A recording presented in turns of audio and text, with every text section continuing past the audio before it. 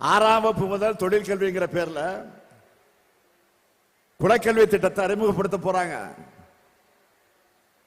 குலத்தொழில் ஜாதி தொழில் மனுநீதி சொல்ற அநீதியை தொடராம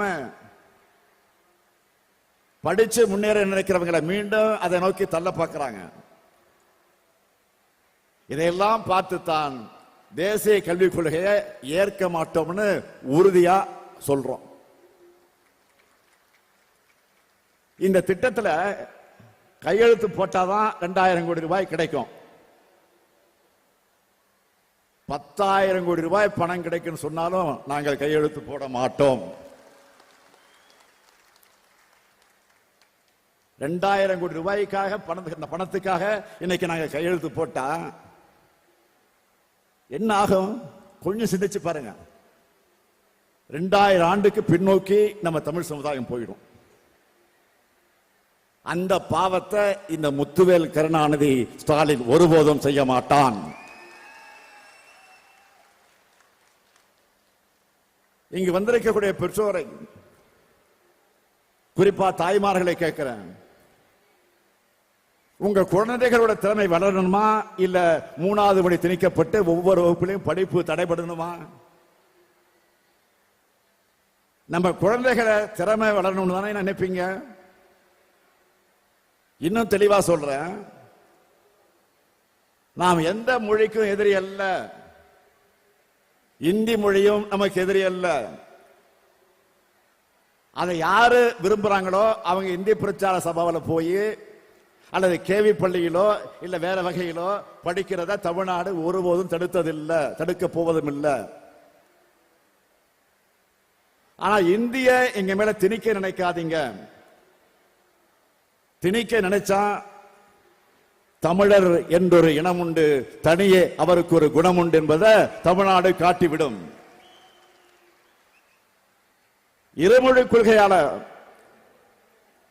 தமிழ்நாட்டு மாணவர்களுடைய திறமை எந்த அளவுக்கு வளர்ந்திருக்கு என்பதை உலகம் முழுக்க வாழக்கூடிய தமிழர்கள் நிரூபிச்சுட்டு இருக்காங்க. ஒன்றிய கல்வி அமைச்சர் கேட்கிறாரு, எல்லா மாநிலங்களும் மும்மொழி கொள்கையும் தேசிய கல்விக் கொள்கையும் ஏத்துக்கிட்ட நிலையில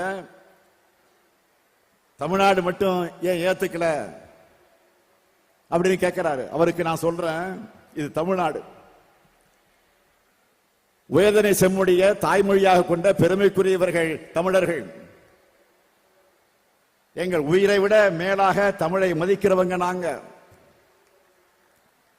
எங்கள் மொழியை அழிக்க எந்த ஆதிக்க மொழியை நினைச்சாலும் அதை அனுமதிக்க மாட்டோம். இந்தியாவுடைய குடியரசு துணைத் தலைவர் ஒரு கருத்தை நேற்று நாளிதழில் வெளியிட்டிருக்கிறார். அவர் சொல்லுகிறார், ஒரு நிலத்தை கைப்பற்றுவதற்கு அதன் கலாச்சாரத்தை பின்னுக்கு தள்ளி மொழியை அழிப்பதே சிறந்த வழின்னு சொல்லி இருக்கிறார். அவர் பழைய வரலாற்றை சொன்னாலும் அது தமிழ்நாட்டுடைய புதிய வரலாறா கொடிய வரலாறா ஆகிடக்கூடாது என்பதற்காகத்தான் போராடுகிறோம். இன்று நேற்றல்ல, 85 ஆண்டுகளுக்கு மேலாக திராவிட இயக்கம் போராடிக்கிட்டு இருக்கு.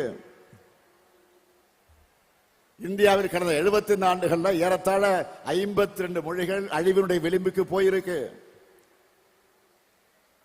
இந்தி பெல்ட் என்கிற மாநிலங்களில் மட்டும் கிட்டத்தட்ட 25 மொழிகள் அழிஞ்சிருக்கு. தாய்மொழியை இழந்து இந்திய ஆதிக்கத்திற்கு பலியான மாநிலங்கள் இப்பதான் மெல்ல மெல்ல விழிப்புணர்வு அடைஞ்சிட்டு இருக்கு. அதுக்கும் தமிழ்நாடு தன் தாய்மொழியான தமிழை தற்காத்துக் கொண்டதுதான் காரணம். தமிழ்நாட்டினுடைய மொழிக் கொள்கை இன்று இந்தியாவுடைய ஒவ்வொரு மாநில மொழிகளையும் காக்கிற கொள்கையா மாறிக்கிட்டு இருக்கு.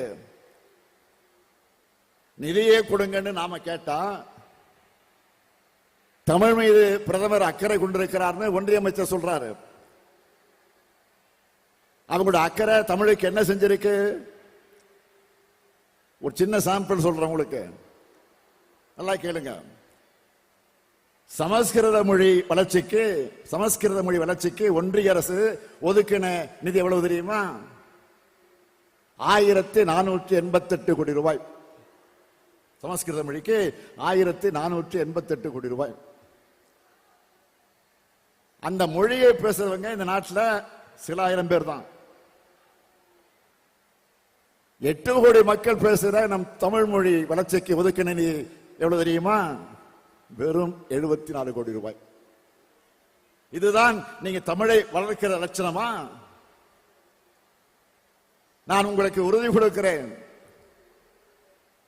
தமிழ்நாடு பள்ளி கல்விக்கான நிதியை ஒன்றிய அரசு வழங்கவில்லை என்றாலும் ஒருங்கிணைந்த பள்ளி கல்வி திட்டத்தின் கீழ் மாநிலத்தில் செயல்படுத்துகிற திட்டங்கள் எதையும் நிறுத்தாம அவற்றை தொடர்ந்து நாங்கள் செயல்படுத்துவோம். அது உறுதி.